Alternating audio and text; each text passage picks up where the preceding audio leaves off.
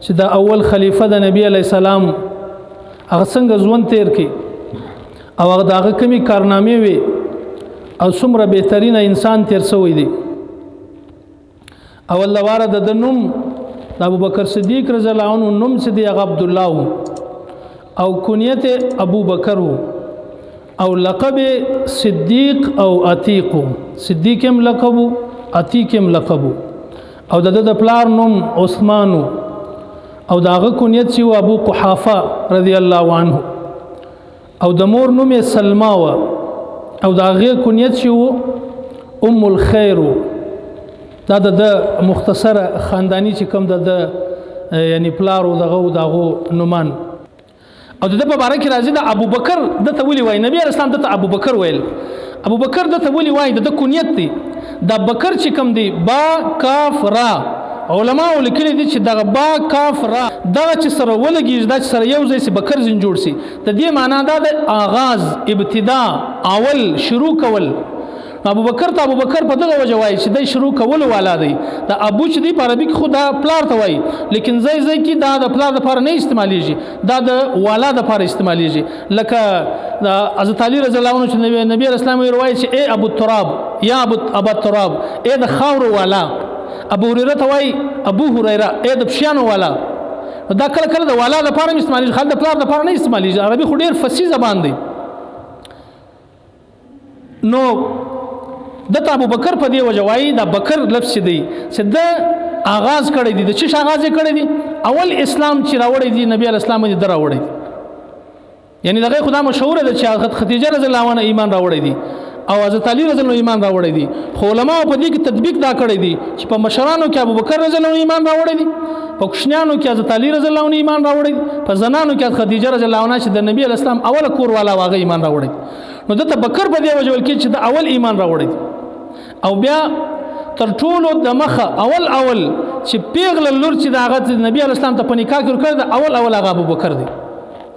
اول چې هجرت کړی دی هغه ابو بکر دی د نبی علی السلام سره او په کوشنیوالي اول ملګری چې سوی دی هغه د ابو بکر دی د نبی علی السلام ملګری. او بیا یعنی ډیر داسې واقعات ډیر داسې کیسې راغلي دي چې تصدیق چې کړی د نبی علی السلام اول لواره چې معراج ته نبی علی السلام ولاړی چې رالی نو د خلکو ته واقع بیان کړه چې ما د شپې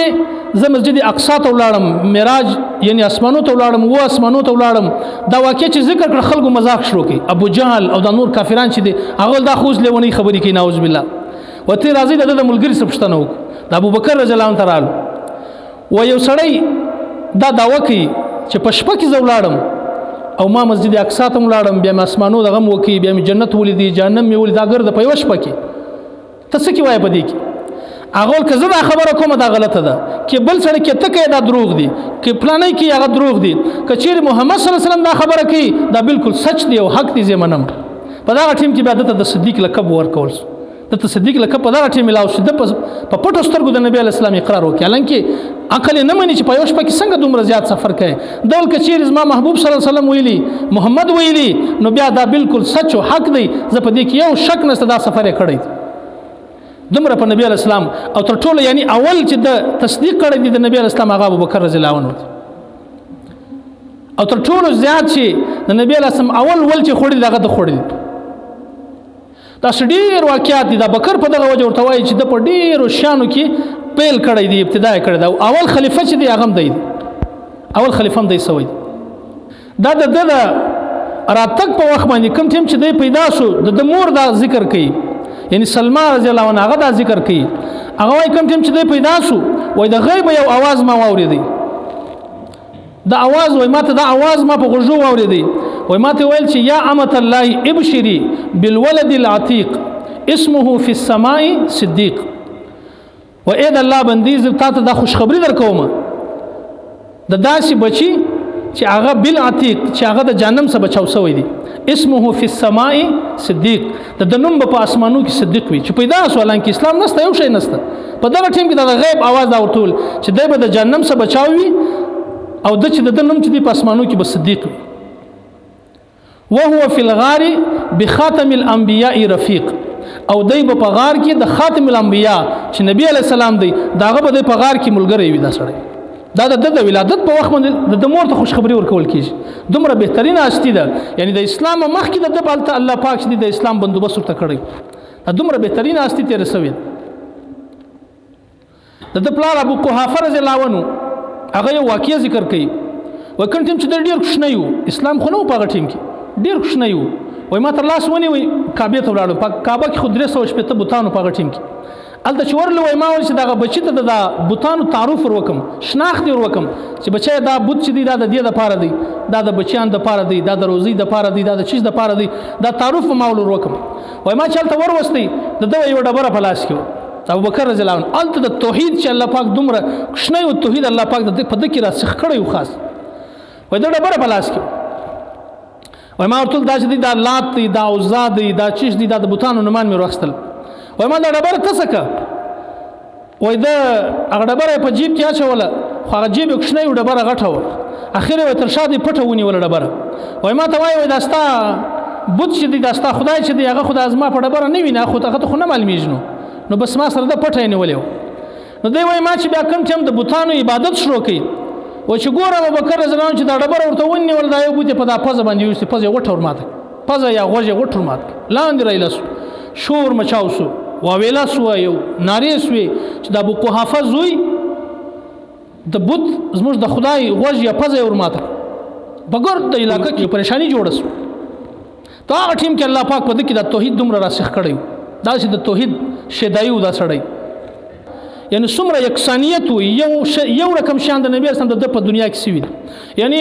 درش په کال عمر د نبی اسلام تاریخ لیکي چې هغه درش په کال عمر د ابو بکر رضی الله مبارک هم درش په کال لیکي چې دم درش په کال عمر نبی اسلام د سموار په ورځ وفات شوی دی ابو بکر رضی الله عنه علما لیکي چې د سموار په ورځ وفات شوی پنځله سورې مخکې د مرګ د نبی اسلام تبه شوی دی د ابو بکر رضی الله عنه پنځله سورې مخکې د مرګ مخکې تبه شوی دی د مرګ په وخت باندې د نبی اسلام په سر باندې درسوي دي د مرګ په وخت باندې ابو بکر رضی الله عنه په سر باندې درسوي د نبی اسلام دوه زمان چې دي هغه عشره مبشره څخه دي د دم دوه زمان د عشره مبشره څخه د نبی اسلام زوی المسی د فاطمه رضی الله زوی حسین رضی الله عنه داغه چې شهید کی داغه سره ور کاټ کی د ابو بکر رضی الله عنه د اسماء زوی عبد الله ابن زبیر هغه چې شهید کی سره ور کاټ دا چې په ډیر شانو کې او بل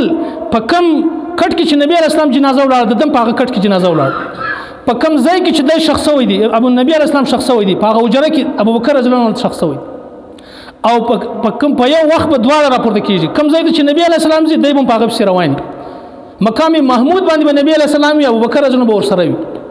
په حوض کوثر باندې نبی اسلام او ابو بکر رضی الله عنه ور سره وي